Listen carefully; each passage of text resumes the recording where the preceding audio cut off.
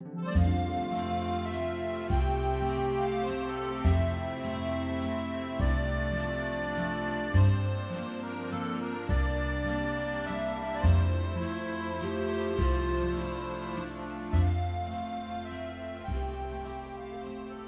become the world's greatest celebrity chef, created by skull mapping. Before we start, let me give you a couple of tips in order to get the best experience. And now, without further ado, allow me to introduce to you, all the way from France, measuring 6 centimeters, the world's smallest chef, Le Petit Chef. Bonjour.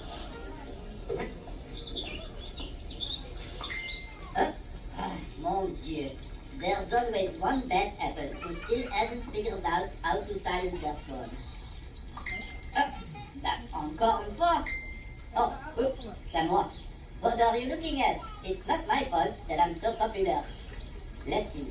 It says, how can I become such a master chef like yourself? Flattering. Honestly, I get this question like a million times. To put this to bed once and for all, let me give you 4 tips on how to become a great chef. Even if you don't know how to cook an egg, by the end of this dinner, probably you will still not be able to cook an egg. What do you expect? I'm not a miracle worker. But I'm sure if you pay attention, you'll learn a thing or two. Or at least you'll be able to make an interesting picture for your Instagram. Hashtag most amazing dinner of my life. Hashtag Petit Chef is so cute. Okay, without further ado, pay close attention. Leçon numéro 1. 3 words. History of food. In order to become a master chef, you have to study the traditions and understand where food comes from. Let's take something simple and common as the tomato. Tomatoes don't come from Italy. No. The first tomatoes came from what today is known as Peru.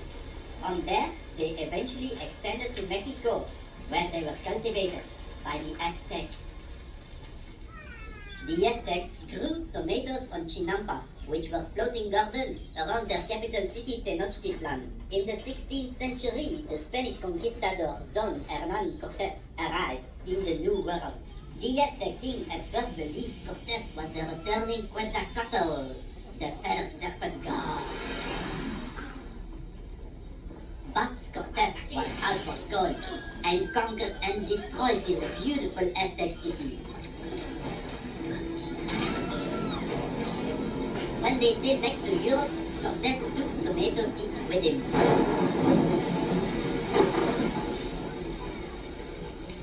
There, the tomato was introduced to the European aristocracy.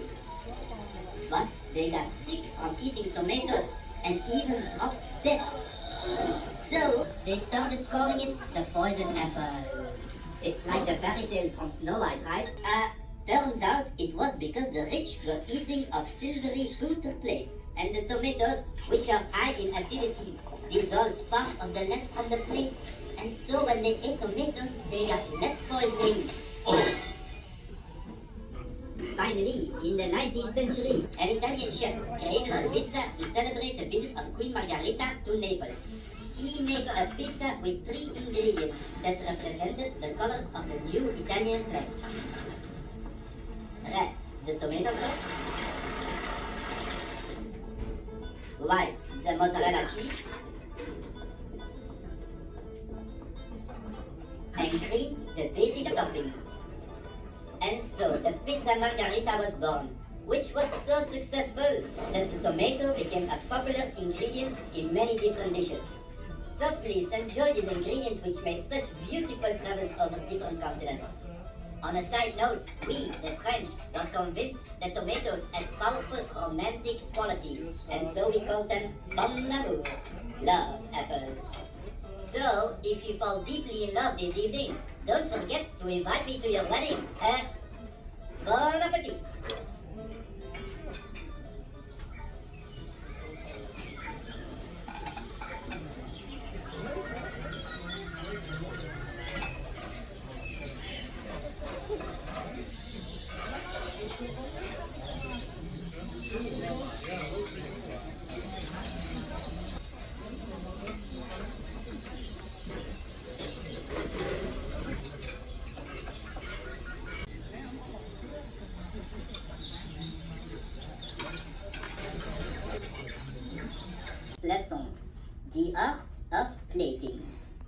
They say a great chef needs to be like an artist. And they are right, because you eat first with your eyes.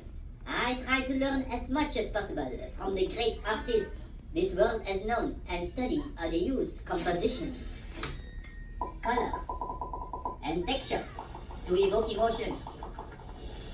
I consider the plate as if it is a blank canvas. I usually start with sketching my ideas. I even think it's important to think about the color of the table itself. 1, 2, 3. I remember when I started cooking, I was really inspired by the Dutch painter Van Gogh. I loved so much how he used big strokes of color.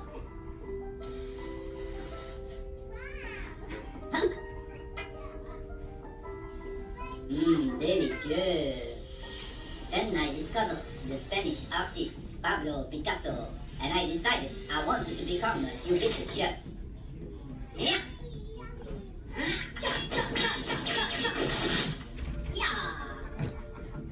Oh, I loved so much to be precise and exact that I took it to the next level and only made perfect geometrical food inspired by the Dutch painter Mondrian. Yeah. Yeah.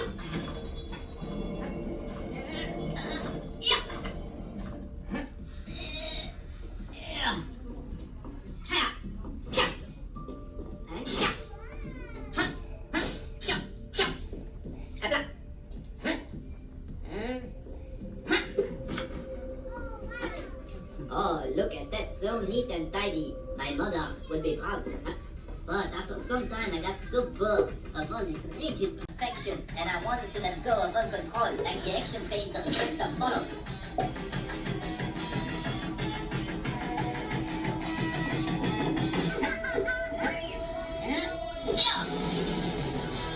To release stress, so I don't need to pay to go to a therapist.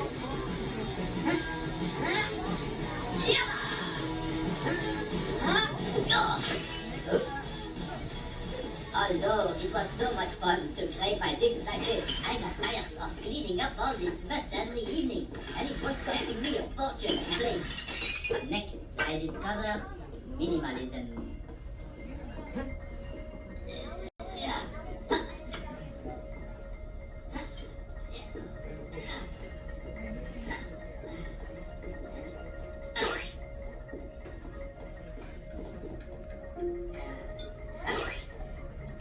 This dish I named Less is More, or as I like to secretly call it, after this course, you'll want to eat a burger with French fries to feel full.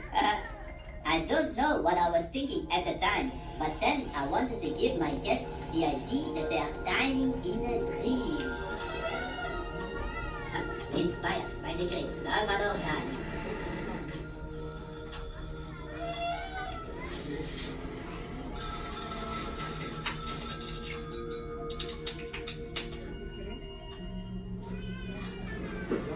Then I went through a metaphysical phase and started to be all philosophical and asked myself, what is a dinner?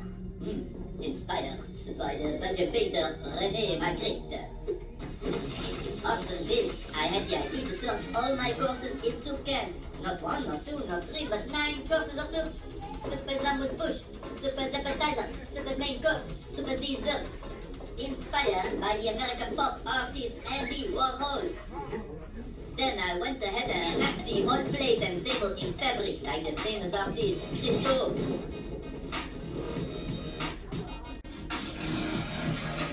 Finally, I discovered the most genius artist of them all, Marcel Duchamp. He took a bicycle wheel, yes, you heard me right, a bicycle wheel, and called it a piece of art. And this wheel became one of the most influential artworks of the 20th century. So I said to myself, I'm going to put a piece of bread on a plate and call it fine dining. Voila, finito, my job is done. Bon appetit. Well, honestly, maybe for Marcel it worked, but my customers said that my food became way too artsy-fartsy, and nobody came anymore to my restaurant. So then I told myself I need to stop trying to reinvent dining and just go back to the basics of plating. Texture, color, and composition. Let me present to you tonight's dish, inspired by the great Russian painter Vasily Kandinsky. Just like an artist, I want people's mouth to fall open when they see the dish placed in front of them. And I hope I've succeeded once again today. Bon appetit!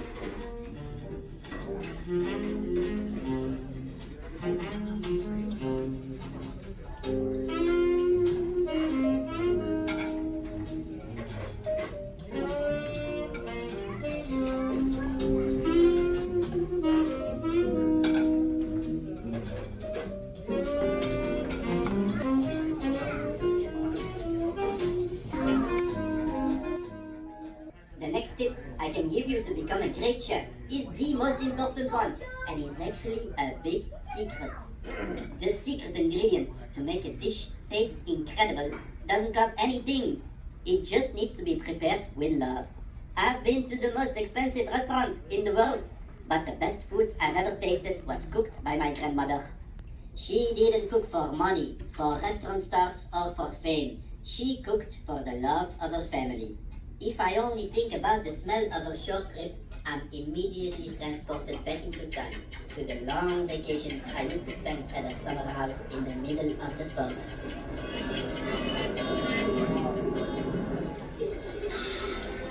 A bit of spice.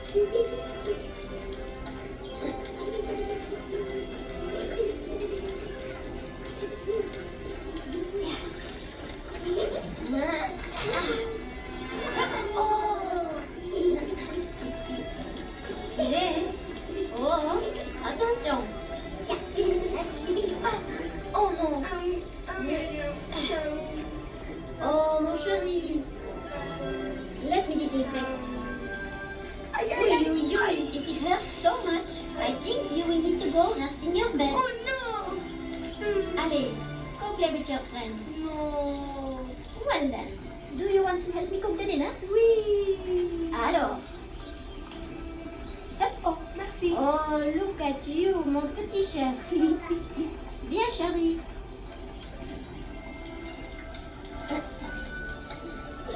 Un, deux, trois.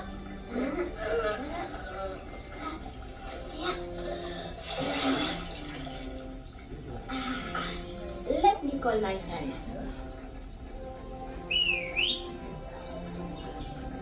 Oh. Wow. Oh, fantastique. Viens, petit chef.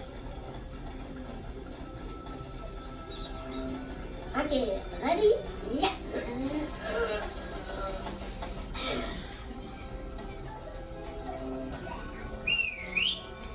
Ready? Ah, bonjour, Charlotte. Oh, mais don't be scared. He's my friend. Viens, dis bonjour. Bonjour. Merci.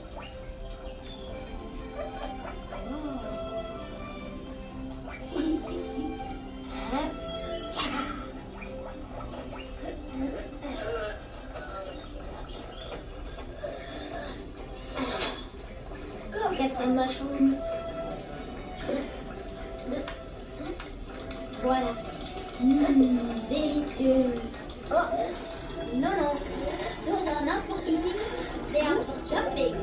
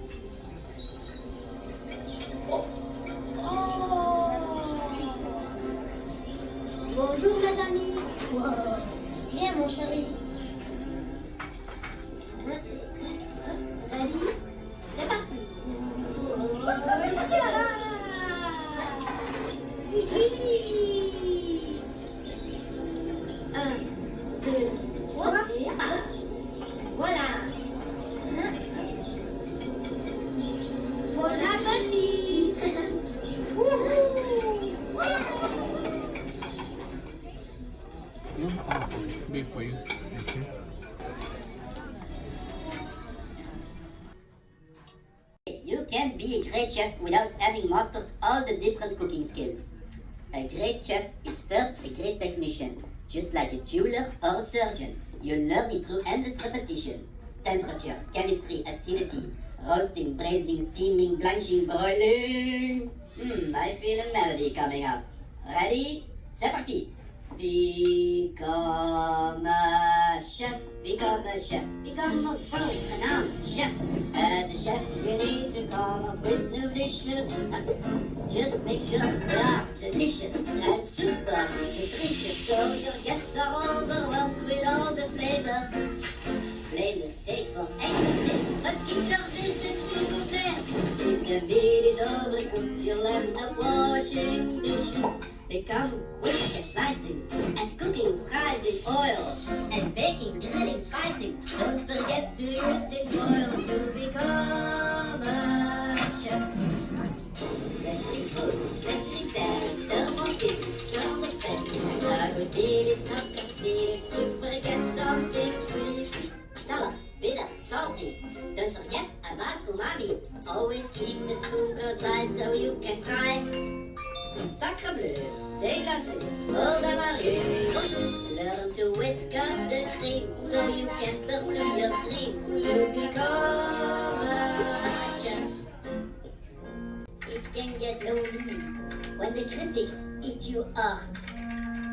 When your soup is boiling over and you are stressed out all night. In that case, don't be too astounded when they burn your food to the ground. But just because there was an air in the soup doesn't mean your world was good. Allez, souffle, you must go all the way.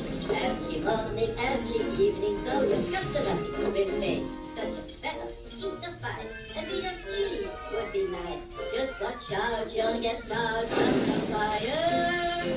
Cut the head on the fish before serving it on the dish. If you blink with this knife, you are sure to lose your fun. And when you start it moving, your guests will be amazed. So cool, it's my boo. That's how you learn to be a chef. Oops, luckily, I can cook better than I can sing. So, take a risk, add some flair to the meals that you prepare, and together with your team you come closer to your dream. No worries about failing, we'll help you learn all skills like roasting and boiling and steaming, blanching, glazing. Try things out, be creative, only think about the flavor, and you know you go far when you get that restaurant star, and you are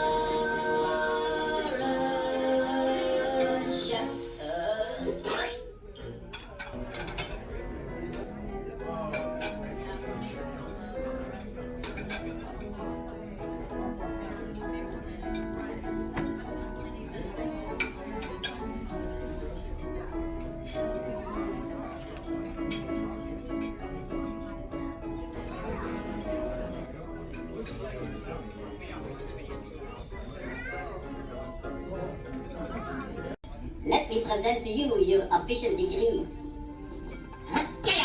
Going forward, you can now call yourself a super chef. As with any degree, it's just a piece of paper with no use whatsoever in the real world. But it does look nice once framed and put on the wall of your office. Now my pupils, go into the world and spread my wisdom and make me the most famous chef in the world by posting pictures and videos of this experience online. I hope you have enjoyed my dining show, but the time has come to bid you adieu.